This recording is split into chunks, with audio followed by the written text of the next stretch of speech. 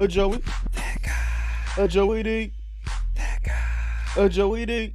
That guy. A Joey D.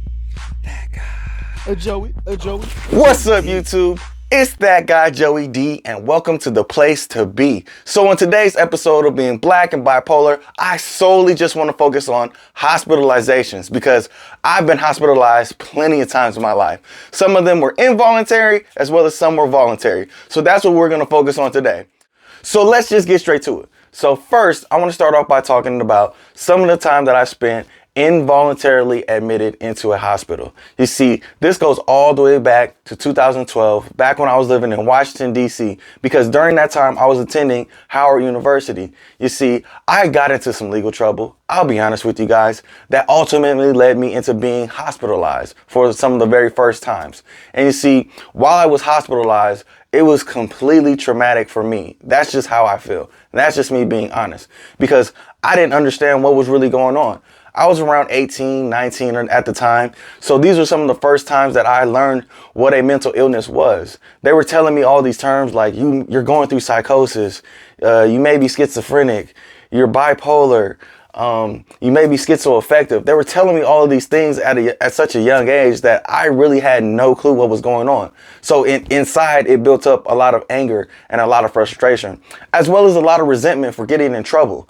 So during that time, my support system was very small because I didn't really want a lot of people to know that, hey, I got into trouble, as well as, hey, I'm in the hospital and I believe this is what they call a psych ward. And I didn't know that that was what was going on up here. Like for me, it was just so different and I really just didn't understand as far as what was going on. And I just didn't want a lot of people to know because it was very fresh and it was like an open wound to me.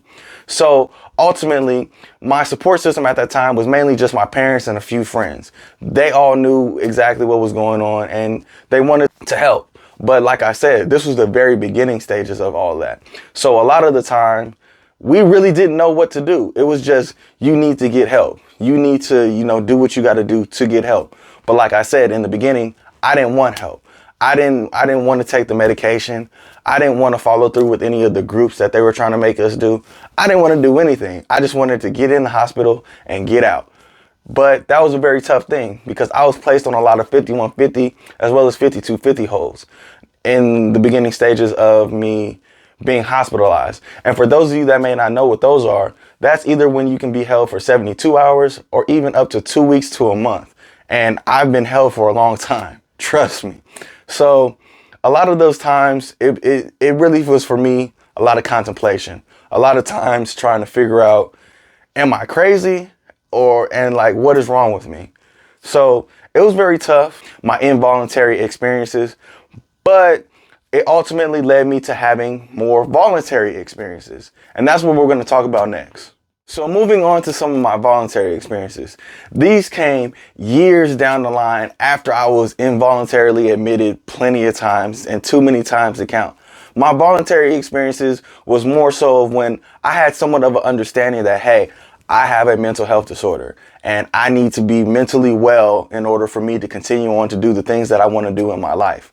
So a lot of my voluntary experiences came during times when life was just tough. And I knew that I wasn't right up here. So I wanted to go get help because like I said before, I didn't always want help when it came to dealing with my mental health disorder. So when I got to the point of understanding what it was, I always had to go back to these hospitals just because I wanted to get a second opinion based on what is my true diagnosis? Because like I said before, they didn't always tell me it was bipolar. They said it was schizophrenia. They said it was psychosis, schizoaffective disorder.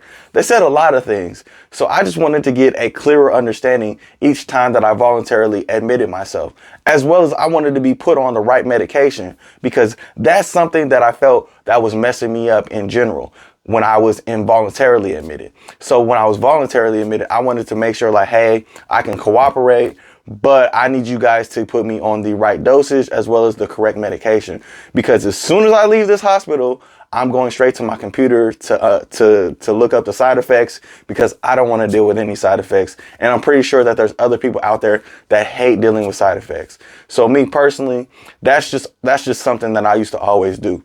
So moving on to what it was like for me being voluntarily admitted, it was a lot freer. I wasn't placed on a lot of 5150 or 5250 holds.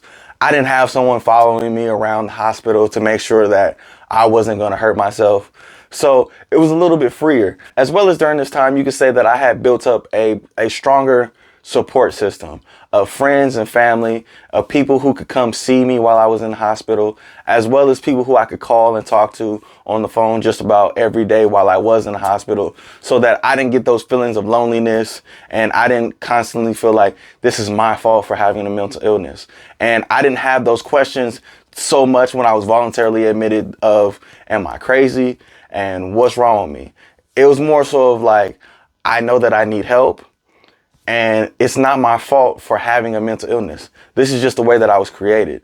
So as you can see from my experience, being voluntary versus involuntarily admitted into hospital were two different times in my life. Versus the beginning stages was more so when I was involuntarily admitted and I really was just combative and I was angry and I didn't understand what a mental illness was.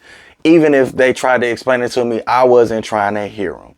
But my voluntary times came more so when I was a little more mentally stable and I was open to the understanding, okay, there is something wrong with you, but it's not my fault. And that was the main thing that was stopping me in the beginning. I felt like it was my fault because, like I mentioned before, I did get into some legal trouble.